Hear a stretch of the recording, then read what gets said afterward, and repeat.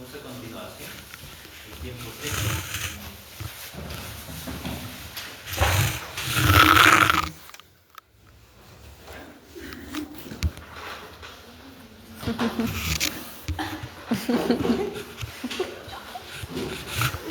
Maravillosa jugada.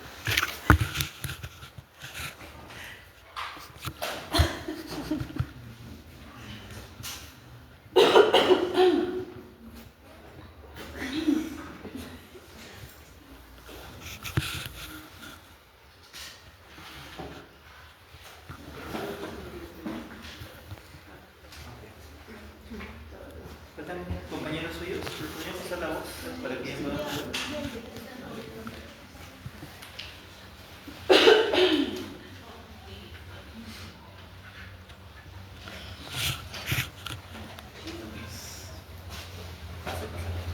Déjalo abierto para que puedan pasar sus compañeros.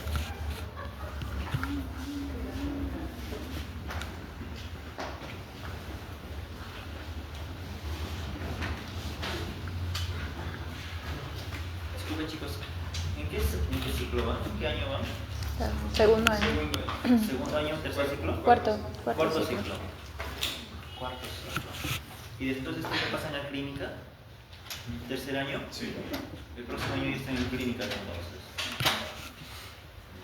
Semio, ¿cuándo lleva? El próximo año. El próximo ciclo. El curso es medicina o semiología. Propedéutica y semiología clínica. Ah, ok, ya. Ok. Tercer año semio y cuarto año medicina, así es. En cuarto año también vuelven a repetir semio y medicina, rotación en hospital, o ya pasan las quirúrgicas. ¿Cómo es? ¿Saben? Deberían saber.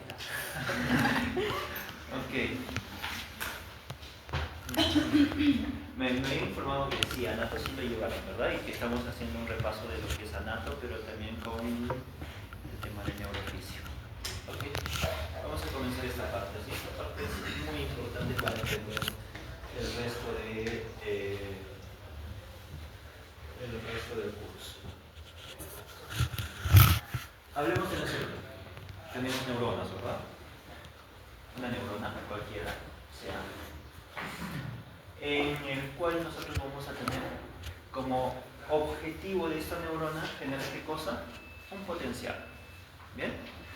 El potencial de acción es diferente al potencial de reposo.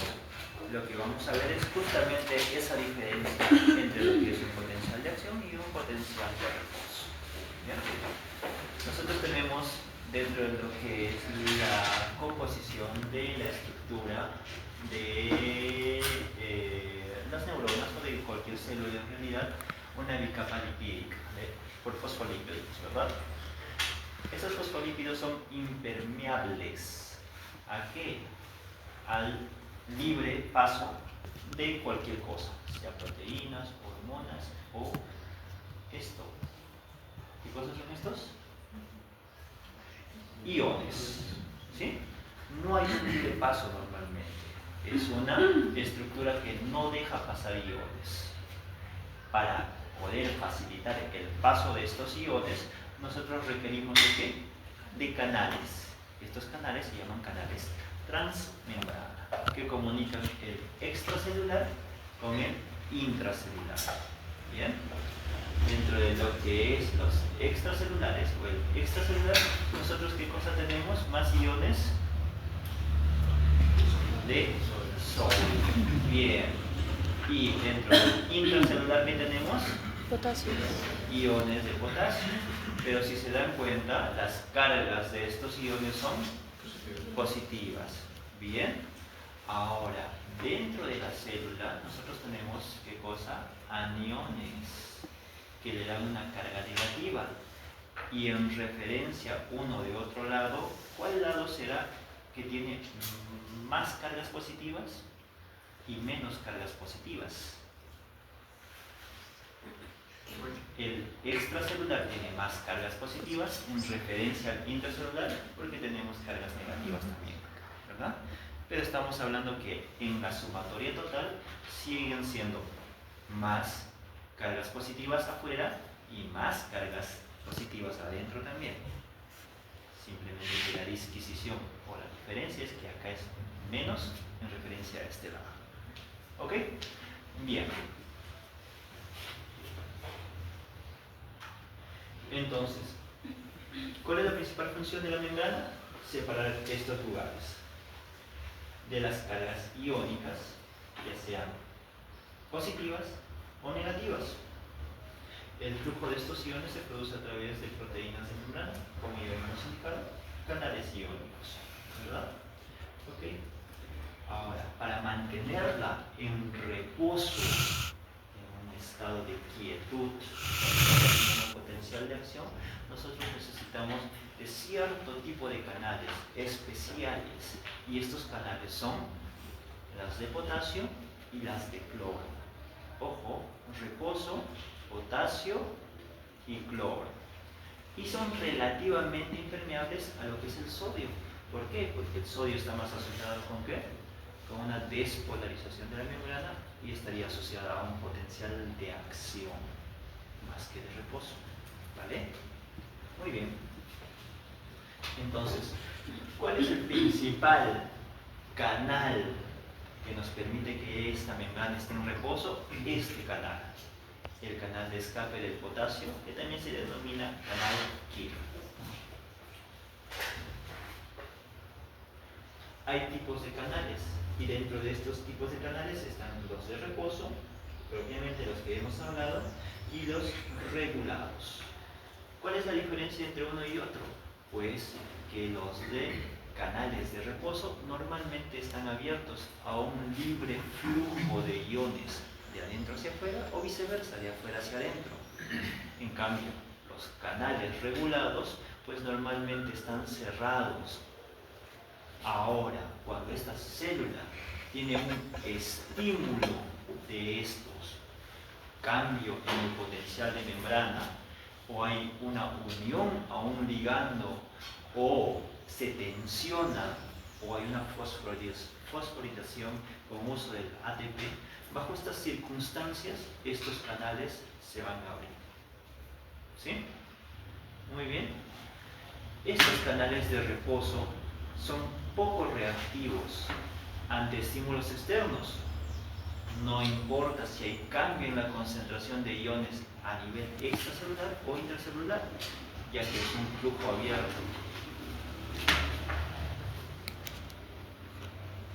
Hablemos un poquito más entonces de los canales regulados. Como habíamos dicho, había 4 situaciones que podían abrir estos canales, ¿verdad? La primera situación, que esté asociado a un ligando.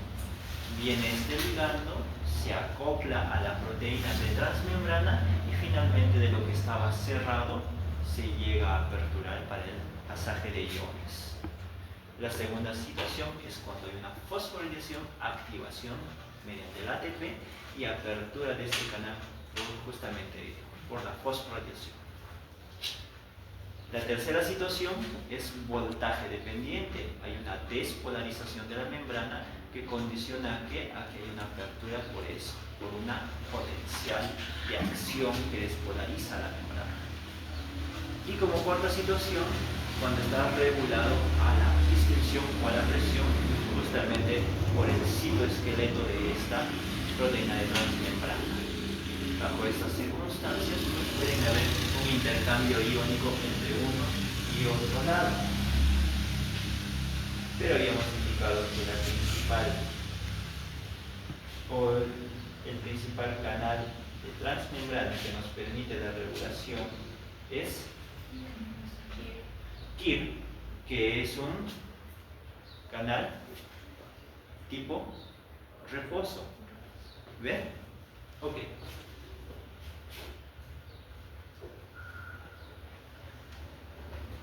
Muy bien. Entonces, ¿qué es el potencial de membrana en reposo? Ahora, la definen como la siguiente situación. Es la diferencia de potenciales que existe a través de la membrana de las células excitables. ¿Cuáles son esas? Pues pueden ser una neurona o un músculo. Y esta es pues el potencial de acción que se genera justamente por la diferencia de esos potenciales a nivel extracelular frente al intracelular. ¿Sí? El potencial de membrana normalmente en una célula neuronal es de menos 70 milivoltios. ¿Sí? ¿Ok? Entonces, la suma de los iones y aniones externos frente a la suma de los iones y aniones internos da una sumatoria total entre ambos lados que justamente genera este voltaje, menos 70 milivoltios. Ese es el potencial de membrana en reposo. Ahora, ¿en qué situaciones o en qué momentos del potencial de acción vamos a mantener ese potencial de membrana o potencial de reposo? Previa a la despolarización. Durante todo el proceso de despolarización no tenemos un potencial de membrana, ojo, y lógicamente tampoco es excitable durante este potencial de acción esta neurona. Una vez que ha terminado la fase de hiperpolarización y vuelve a la repolarización, recién tenemos otra vez un potencial de membrana que indica que la membrana de esta neurona ya es excitable nuevamente. Muy bien.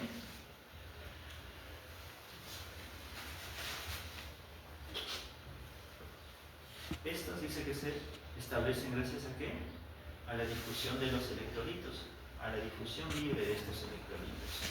Entonces, cuando nosotros hablamos del potencial de membrana en reposo, tenemos que hablar de esto, de la ecuación de Nernst. ¿Sí? ¿Qué nos dice la ecuación de Nernst? Básicamente esto.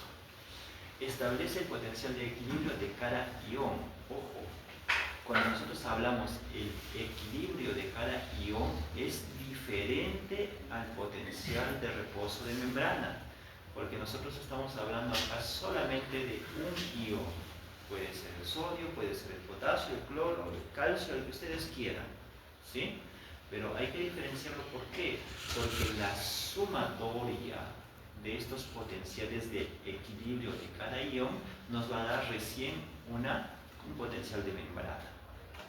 ¿Ok? Muy bien.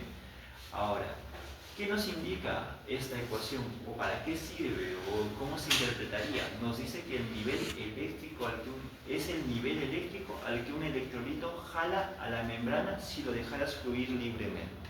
Si tú dejas libre paso de este ion en la membrana, pues te va a jalar el voltaje hacia un lado.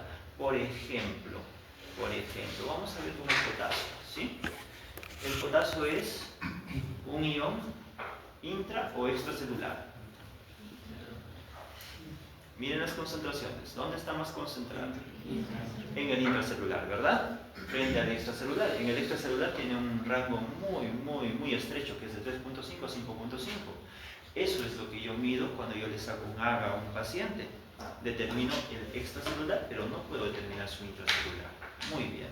Si yo dejara un canal abierto, una puerta abierta para este potasio, ¿qué pasaría?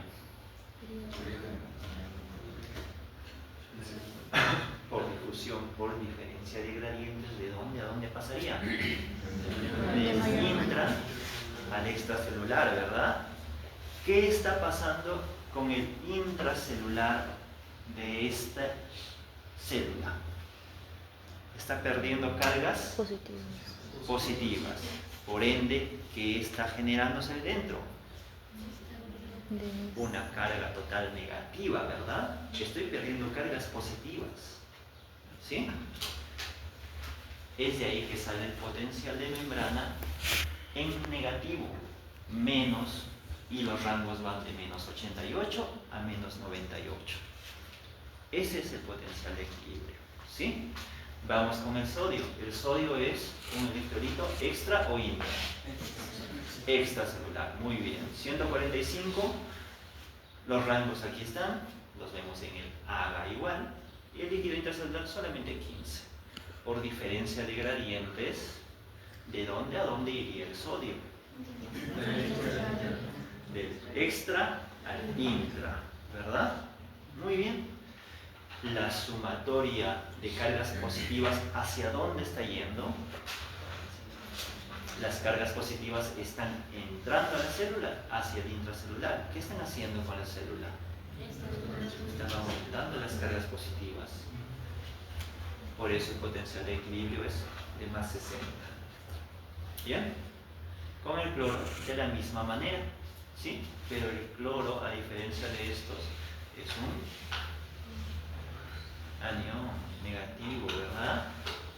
¿Y qué nos va a dar? Si es que entra del extra al intra, iones negativos, entonces va a disminuir su carga hacia negativo. ¿Ok? Muy bien. Entonces, acá tenemos el potencial de membrana de ion potasio. Una vez más, ¿cuánto es la concentración extracelular? De 3.5, 5.5. Grábenselo, chicos. Lo van a repetir hasta el hartazgo, toda su vida, toda la carrera. Van a sacar 1000 algas en su vida y van a tener que ver que los valores del potasio estén en estos rangos. ¿Sí? Por encima o por debajo genera muchas alteraciones del potasio, sobre todo inestabilidad de la membrana, y esa inestabilidad de la membrana condiciona a infartos cardíacos, arritmias cardíacas. ¿Vale? ¿Ok? Entonces, el extracelular está dado ¿por qué? Por dos zonas, ¿verdad? Una que está alrededor de la célula y una que está dentro de los vasos sanguíneos. Esta es el espacio intersticial y este es el espacio intravascular. Esto, el espacio intracelular. Haciendo un recuento de lo que es la parte. La concentración intracelular, 140 miliequivalentes. ¿Vale? Entonces, podemos concluir que es un ion con predominio intracelular. Tenemos los canales. Estos canales son canales de fuga del potasio o canales tipo K. ¿Bien? Ahora, ¿qué va a pasar? Nosotros tenemos un potencial de acción en cuanto. ¿Cuánto hemos dicho que es el potencial de acción? Menos 70. Eso es lo normal en una neurona. Vamos a ver más adelante que varía de acuerdo a cada tipo de estructura. Pero no solamente tenemos estos únicos canales de fuga, chicos. Tenemos otros tipos de canales también que hacen que el potasio pueda salir del intra al extracelular. Por ejemplo, los que son dependientes de voltaje y los que son dependientes del GABA. ¿Sí? Entonces, cuando nosotros dejamos el libre flujo del potasio hacia el extracelular, ¿qué hemos dicho? Que llegaba a estas concentraciones, el potencial de membrana llegaría hasta estos niveles, si solamente fuera que la célula tenga iones de potasio. ¿Bien? Muy bien, entonces por gradiente habíamos indicado que los solutos de mayor concentración van a ir a los de menor concentración, en este caso del intracelular hacia lo que es el extracelular. ¿Eso cómo se conoce? Eso se conoce como un aumento de la conductancia. Entonces, cada vez que yo indique o les diga, hay un aumento de la conductancia de potasio, ¿qué estoy diciendo?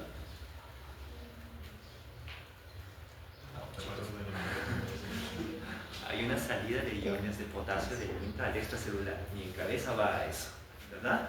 Aumento de la conductancia. Ah, está saliendo ¿qué cosa? Potasio. Potasio del intra al extracelular. ¿Vale? Muy bien. ¿Y si hay una disminución de la conductancia? Ah, no está saliendo el potasio. Por ende, las cargas positivas se están quedando dentro de la célula. Muy bien. Ejemplitos. Hemos dicho que la gradiente de concentración del potasio es mayor en el intracelular frente al extracelular. ¿Vale? Entonces, ¿de dónde a dónde va a ir la gradiente? Del intra hacia el extracelular. Es a favor de la gradiente.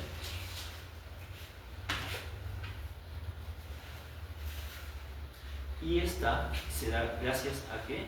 A la difusión simple o difusión facilitada, en este caso por un transporte pasivo de estos canales. Y si fuera al revés, si entra del extracelular al intracelular, ¿cómo se diría eso? Encuentro en contra de la gradiente. Muy bien. Es importante que sepan los términos a tratar entonces, ¿sí? Entonces vamos de nuevo. Quiero que se graben muy bien eso, ¿sí? Cuando yo digo aumenta la conductancia, De intra a extra. está pasando el potasio del intra al extracelular. ¿Bien? Pero si yo digo está yendo a favor de la gradiente, pasa de mayor concentración a la de menor concentración. ¿Bien? Ok. Vamos con la siguiente.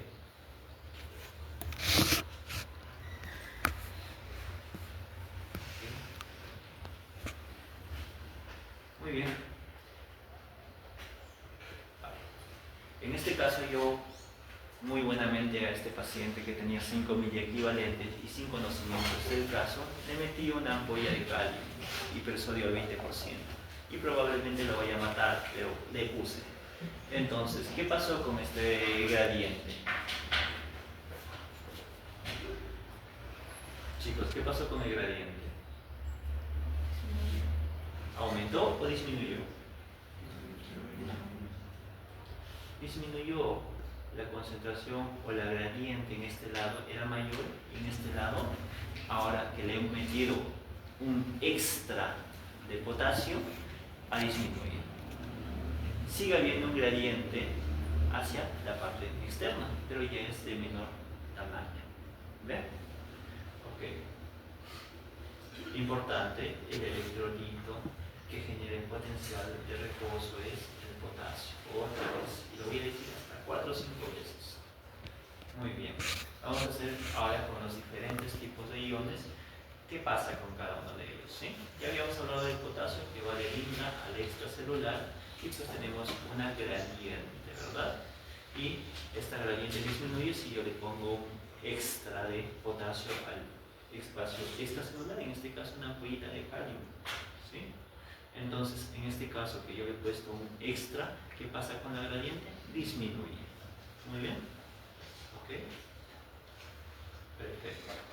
Ahora, ¿qué pasa si yo permito que salgan estas cargas hacia afuera, las cargas positivas? ¿Cómo se queda en mi célula? Electronegativa, ¿verdad? En este caso, si hay una disminución del gradiente, ¿qué pasa con estas cargas? Se quedan electronegativas. Vamos con el sodio. Concentración extracelular mayor que el intracelular. La gradiente entonces, ¿de dónde a dónde va? Del extra hacia el intracelular. Muy bien. Okay. ¿Qué pasaría si yo buenamente le pongo una ampolla de hipersodio a mi paciente? ¿Qué va a pasar con la gradiente? Va a aumentar, ¿verdad? En este caso, aumenta el gradiente. Bien.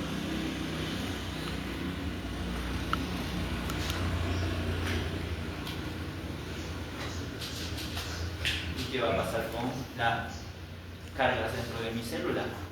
Pues están entrando sodio del extra al intra, entonces va a ser positivo. ¿Qué pasaría con el calcio? El calcio, si se dan cuenta, es un ion muy regulado dentro de la célula. ¿Por qué? Porque el calcio está asociado a muerte programada de las células. Está asociada a la apoptosis celular, a la activación de las caspasas.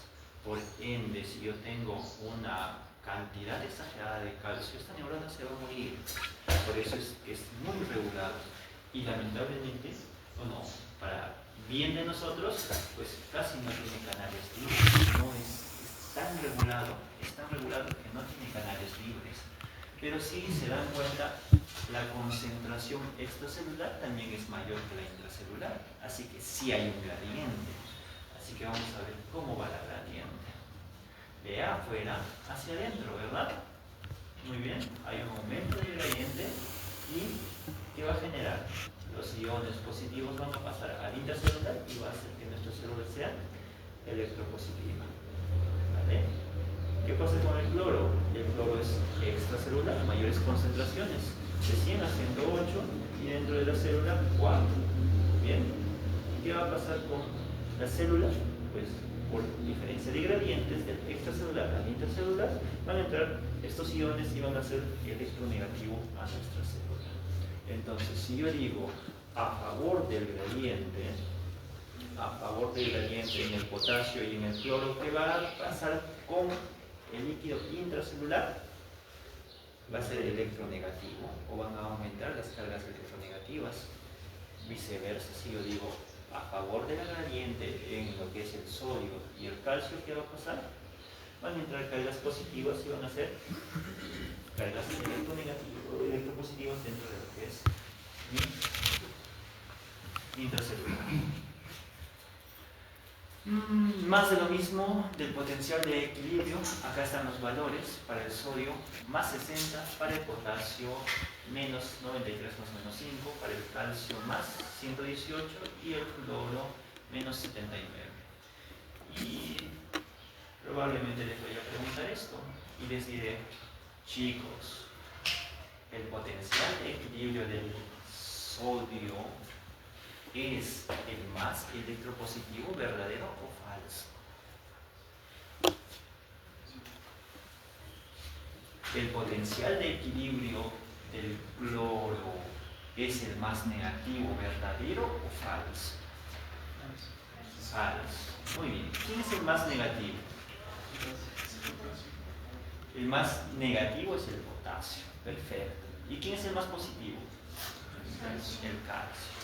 Muy bien, entonces no importa mucho la concentración intra o extracelular, sino cómo se darían estas cargas si nosotros dejamos el libre flujo a estos electrolitos.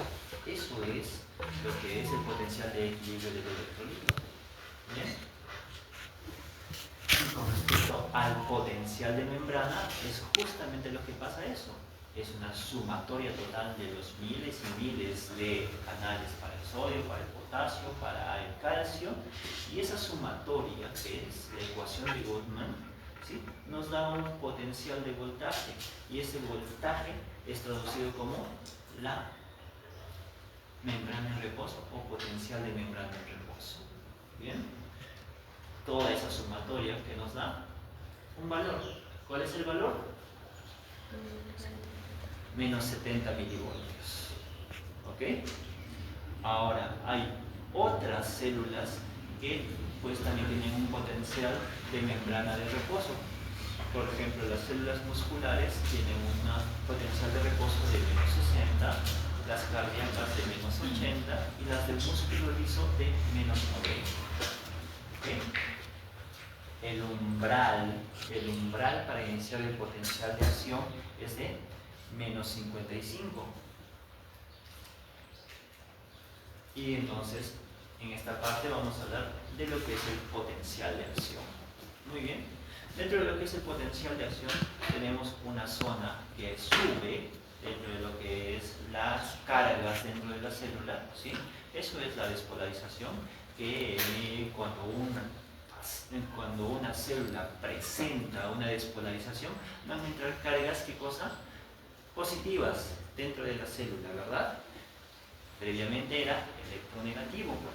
Si están entrando cargas positivas, producto del sodio, y ahora vamos a ver, entonces, ¿qué va a generar o qué va a pasar con la curva de esta carga? Pues va a ascender, tiene que ascender, y es por eso que se convierte incluso en una zona hasta positiva, más 30 incluso. ¿Bien? Ahora, cuando yo tengo esta despolarización es simplemente eso, ¿no? Entonces es un potencial de membrana en el que se vuelve menos negativo. Se vuelve menos negativo. ¿Vale? ¿Qué es la hiperpolarización? Es cuando el potencial de membrana se vuelve más negativo. Y es esta zona de acá. Cuando se vuelve a recapturar estos iones, cuando se vuelve a sacar los iones que estaban dentro, que están generando estas cargas positivas, entonces puede llegar a ser más negativo de lo habitual del potencial de reposo. Esta zona que es más negativo de lo habitual se llama hiperpolarización. Entonces la hiperpolarización no viene a ser más que eso, un potencial de membrana en lo que en este momento viene a ser el más negativo que el potencial de reposo, ¿sí? Podemos tener corrientes de entrada y corrientes de salida, y ambas se refieren a las cargas positivas que entran o que salen dentro de una célula, ¿sí? Entonces las cargas que entran se llaman corrientes de entrada y las de salida, similar, las que salen dentro de la célula.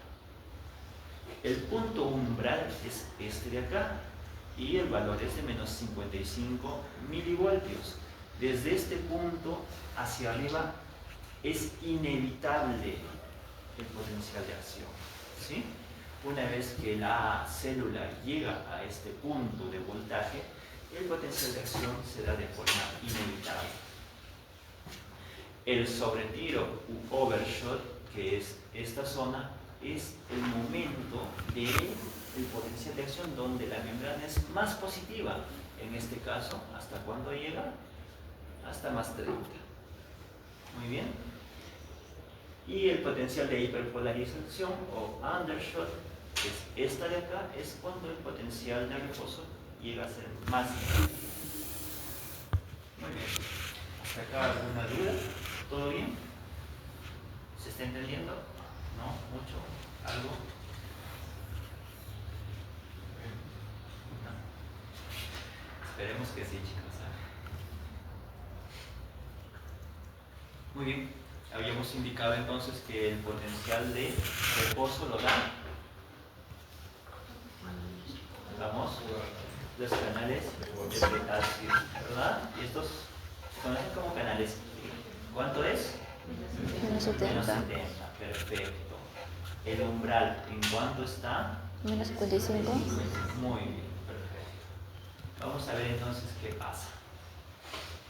Esta zona, para que pueda empezar a tener cargas positivas dentro de la célula y lógicamente disminuir, o bueno, en este caso aumentar, disculpen, la carga dentro de la célula, hasta que llegue al umbral, o depende de canales dependientes del ligando.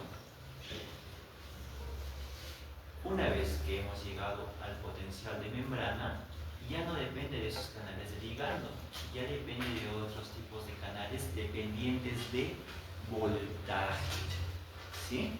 Entonces, hasta llegar al umbral, dependientes de ligando. Una vez llegado al umbral, dependientes de voltaje. Muy bien. Entonces, en esta primera parte, una vez que ya hemos iniciado lo que es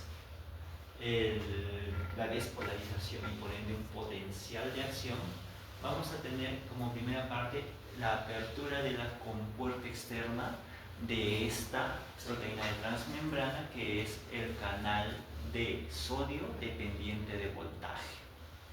Muy bien.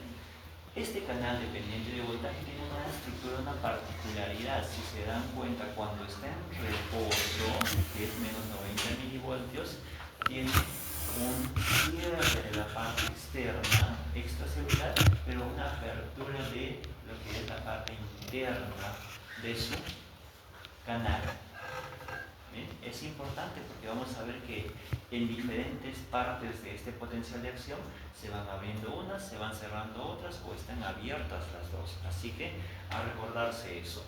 En este momento que está en reposo, antes que inicie el potencial de acción, ¿cómo está? En reposo. Muy bien. ¿Y cómo están los canales o las puertas de esta proteína? La externa está cerrada y la interna está abierta. Eso es cuando está en reposo.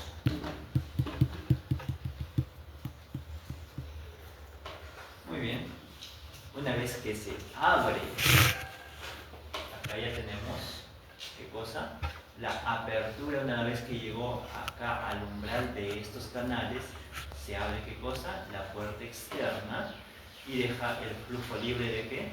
De sodio hacia el intracelular, ¿verdad? Muy bien. Entonces, eso condiciona a la entrada rápida del sodio y eso genera una fase de despolarización rápida que es esta de acá.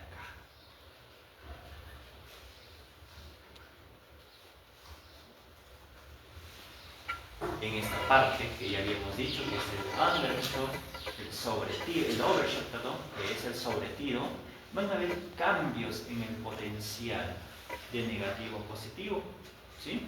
El undershot habíamos indicado que es la zona más positiva y normalmente llega a ser incluso hasta menos 30 milivoltios.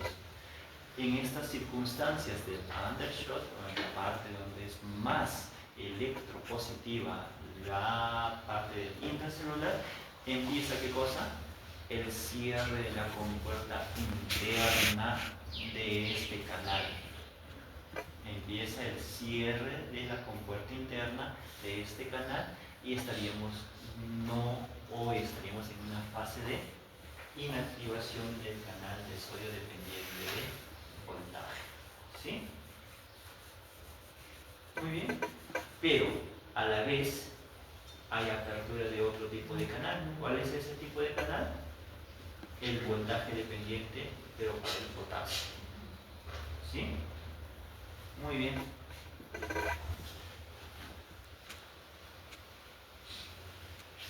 Ya estamos en el proceso de repolarización y habíamos indicado que en el sobretiro hemos tenido dos situaciones: el cierre del canal de sodio y hemos tenido la apertura de los canales de potasio, voltaje dependientes.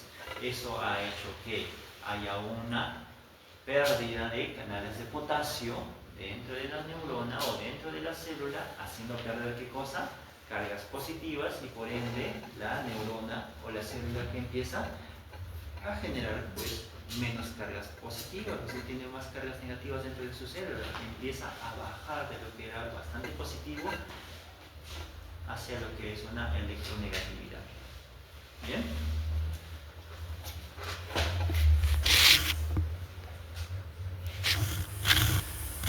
Entonces, en este caso ya hay una reconfiguración, o en esta parte, cuando ya estamos terminando lo que es la repolarización, empieza la reconfiguración de los canales de sodio, de lo que estaban inactivos, van a volver a estar en reposo. Entonces, hay tres estadios en los que está nuestro canal de sodio voltaje dependiente: en reposo, abiertos, ¿sí? En esta parte están abiertos y en esta parte empiezan a inactivarse. En la repolarización otra vez vuelven a empezar a estar en reposo. ¿Ok?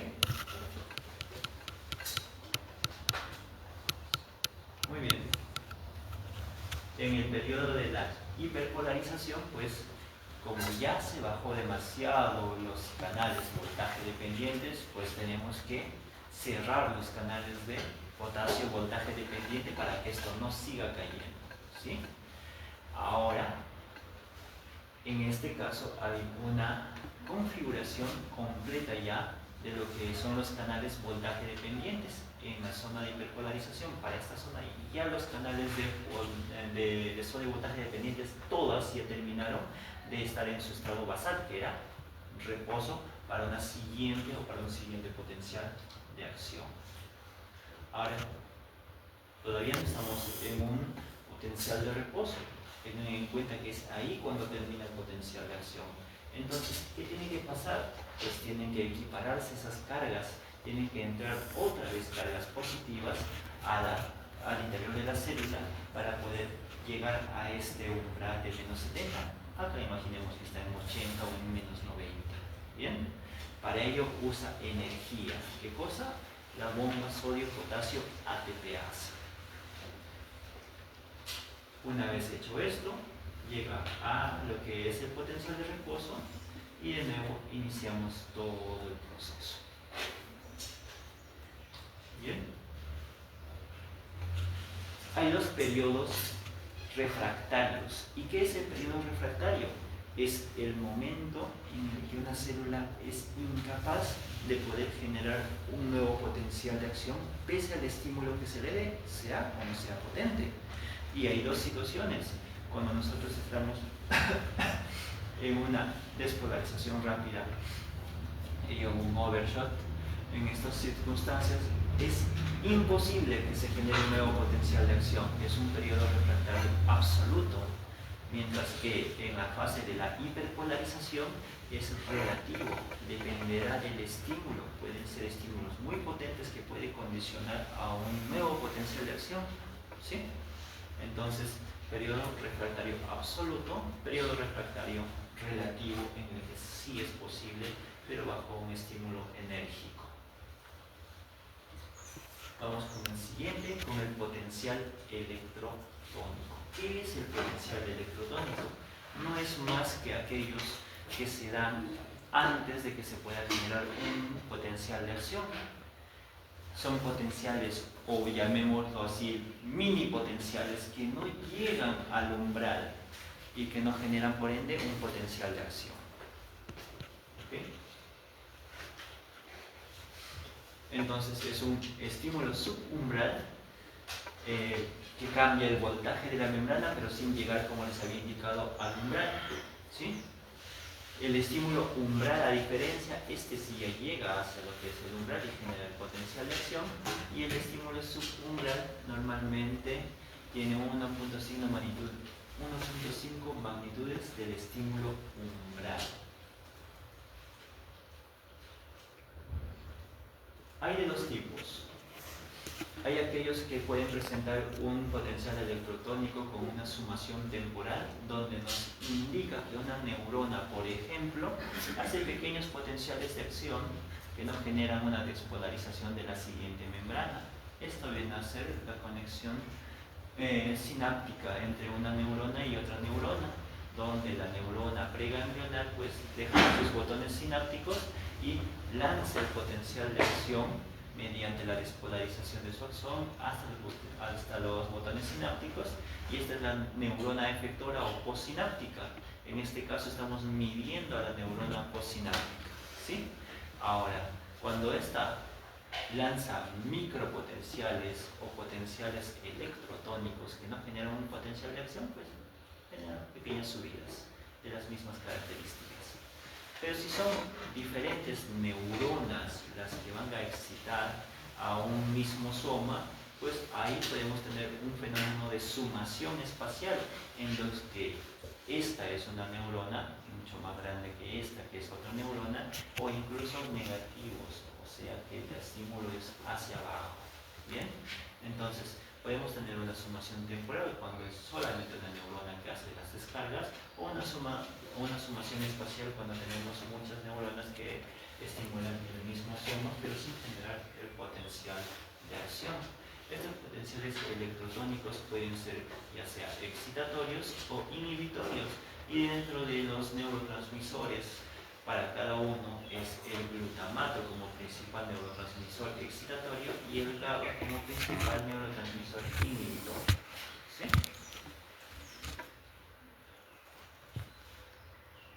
La propagación de este potencial de acción está dado por ¿cuál? ¿O por qué estructura? Por el axón. Se genera el potencial de acción acá, a nivel de lo que es el soma, y este pues va a ser traducido y llevado hasta la siguiente neurona efectora mediante el axón. ¿Sí? Ahora, esta velocidad de conducción se mide en metros por segundo y depende mucho de ¿qué? De estas dos situaciones, de que el axón sea delgado o grueso y de cuánta mielina tiene en su estructura. Así que mientras más mielina y más gruesa sea un axón, pues llevará mucho más rápido un informe o un potencial de acción. ¿Sí? ¿Cómo se pasa o cómo es la transmisión de este potencial de acción a nivel del axón? Mediante esto, mediante los nódulos de Rampir, que es un tipo de traslado de información más rápido que si fuera por una despolarización continua. En este caso, pues al ser saltatoria este potencial de acción, es mucho más rápido que las fibras amielínicas, que es el caso de la despolarización de la membrana. ¿Bien? Es importante que esta estructura esté aislada. ¿Qué quiere decir? Que las zonas de mielina sean no excitables frente a los nódulos de Rampir, que sí son excitables, cosa que el potencial de acción simplemente salta al siguiente nódulo y el siguiente nódulo, cosa que sería anormal si es que pues esta fuera excitable. Entonces pasaría de acá, de acá a acá, de acá a acá, generando al mismo tiempo que un axón amielínico. Entonces, para esas circunstancias hay una ultraestructura a nivel de lo que es el nódulo de Rambier, que contiene bastantes canales de sodio dependientes del voltaje. Así que cuando generamos un potencial de acción en el soma, hacemos uso de estos canales de sodio dependiente del voltaje para que el potencial de acción pase de un lado a otro lado. Ahora, en la región paranodal, o sea, al costado del nodo, tenemos estructuras, proteínas que inhiben que este potencial de acción se disipe y o pueda ir hacia lo que es el nódulo de Rambier. Y estas son estas tres proteínas, el Casper1, la contactina 1 y el NF155. Casper1, la proteína asociada a la contactina 1 propiamente dicha, y la neuropiscina isotipo 155. Muchas de estas proteínas, tanto estas canales dependientes como estas, son lugares diana de enfermedades, de patologías del sistema nervioso periférico. Hay anticuerpos que atacan esta zona, ¿sí? Y por ende hacen que la transmisión eléctrica sea pues mala, nula. ¿Ok? Habíamos indicado entonces que la velocidad de conducción se mide ¿en qué? En metros por segundo, y depende de si son mielínicas o amielínicas las neuronas a las que estamos estimulando, ¿sí? Dentro de las mielínicas tenemos los diferentes tipos de neuronas, las alfa, las beta, las gamma y las delta, y las B. Y las únicas amielínicas son las tipo C. Muy bien, vamos entonces a determinar en qué estructuras tenemos las fibras alfa. Básicamente para el movimiento, motores, músculos, ¿sí? Esas son las más rápidas y llegan a tener una velocidad de entre 70 y 120 metros por segundo. Las beta son sensitivas para el tacto fino, y las gamas están en la propiocepción dentro de los músculos, en los usos musculares. Las deltas son también sensitivas, pero en este caso para el frío y el calor, mientras que las B son autónomas. Las fibras amielínicas, las que no tienen mielina, tacto grueso para el picor, para el dolor, eso en los casos crónicos. Y si se dan cuenta, la velocidad de cada una de estas va disminuyendo en relación a la cantidad de mielina, y es así como se distribuye. Estas son más mielinizadas que estas de acá, ¿sí? Estas también llegan a ser más gruesas frente a estas de acá. Entonces es dependiente de qué, del grosor y de la mielina.